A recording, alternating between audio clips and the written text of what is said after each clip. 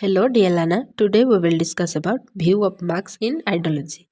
Karl Marx in German ideology and his book A Contribution to the Critique of Political Economy dwell on the nature of ideology. According to him, ideology is a manifestation of false consciousness.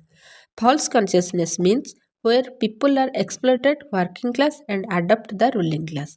In the social production which men carry on, they enter into definite relations that are indispensable and independent on their will.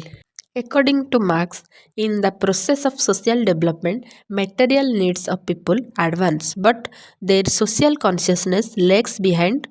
False consciousness is reflected in their ideology. Views of Lukacs. George Lucas, Hungarian Marxist, in History and Class Consciousness, postulated a theory of the dependence of thought on social life, which primarily consisted of class relation of material production. Lucas held that bourgeois ideology is false, not because ideology itself is false consciousness, but because bourgeois class situation is structurally limited. In other words, bourgeois, the capitalist class, cannot stand on its own. It must exploit proletariat, the working class, to maintain itself. Class consciousness means the capitalist cannot stand alone.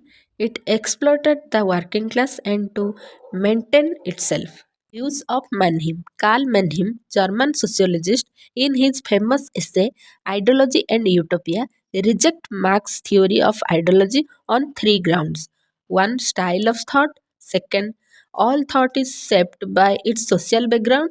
Third, apart from classes, other social ground like different generations also have a significant influence upon consciousness.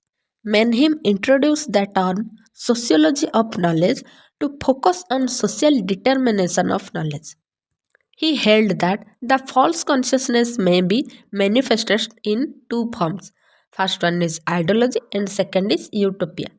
Ideology represents the tendency of conservation. It relies on the false consciousness to muster support for the maintenance of status quo.